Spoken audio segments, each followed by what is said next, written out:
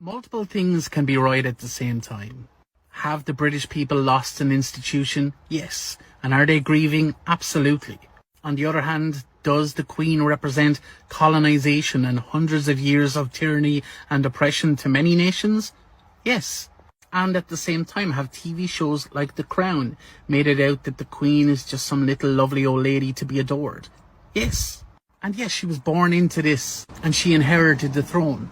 But that doesn't mean atrocities didn't happen under her reign. Death squads in Northern Ireland, concentration camps in Kenya, tens of thousands of Indians dying of starvation. The British still have over a dozen colonies. If a slave owner inherits slaves and continues to work those as slaves, are they not guilty too? If a guard at a concentration camp from Nazi Germany gets caught today, I just wonder what you thought, what your first reaction was when you heard the news that the Queen is under medical supervision. I mean, I think it's pretty sad, like, when anyone kind of gets in that position, like, you wouldn't want that to happen to your own family member. But I'm not, like, the biggest fan of the Queen or just, like, the monarchy in general, so I wasn't, like, that upset or overwhelmed by it. It was just something that happens, I guess. You're not the biggest fan of the monarchy. I wonder why. Mainly to do with like British, like colonial history, things like that. A lot of things that have gone on which have been quite shady, even like recently with like Prince Andrew and everything. Yeah, I'm not really their biggest fan. Fair enough. It was nice talking to you. I just wonder what you thought, what your first reaction was when you heard.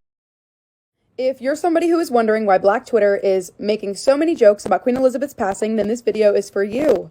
To put it mildly, the answer would be colonialism. Historically, the British monarch has not been good to Black people, has not been good to Irish people, has not been good to Middle Easterns, has not been good to South Asians. It wasn't really great for anyone except for the colonizers.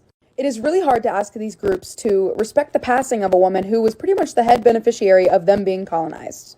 The power of the British monarch was built on the backs of their ancestors, and you want them to be respectful of it crumbling.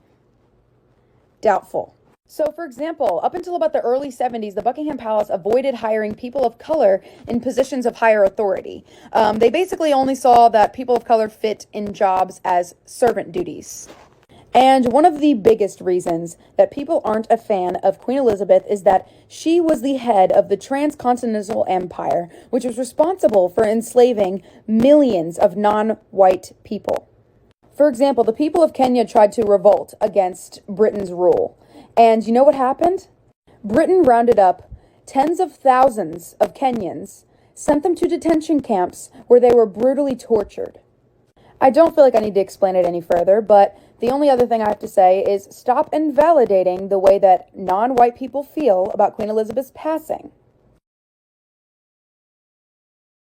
So, in no specific order, I'm just going to share with you a lot of things that Queen Elizabeth has done that aren't talked about. So, for starters, a lot of people forget that during her rule, British soldiers were responsible for torturing civilians and piling Black people into concentration camps where they were forced to dig mass graves for their loved ones. Let's talk about January 30th, 1972. It's what they called Bloody Sunday. It was a civil rights protest in Ireland where 13 innocent people were gunned down by British soldiers and another person was injured who later died from their injuries. And you know what the Queen did? She awarded those British soldiers for taking those innocent lives. How patriotic. Another thing that is a very important thing to mention is she took 10 Canadian children on a picnic with Philip in 1964, and those children never came home. They disappeared. And then in 2012, she was convicted for the disappearance of those 10 Canadian children. And then you want to know what she did? She called for many sites that had unearthed children's bodies to be filled back up and covered again. What? Children's bodies were discovered, and she said to put them back and keep them in there and don't undig them.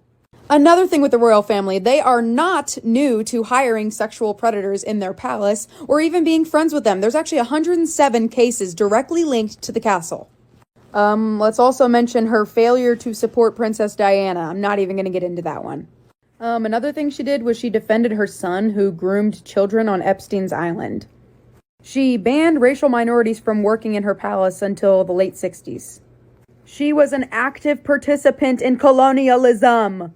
She actively tried to stop independence movements, and she tried to keep the newly independent colonies from leaving the Commonwealth. She's a terrible person.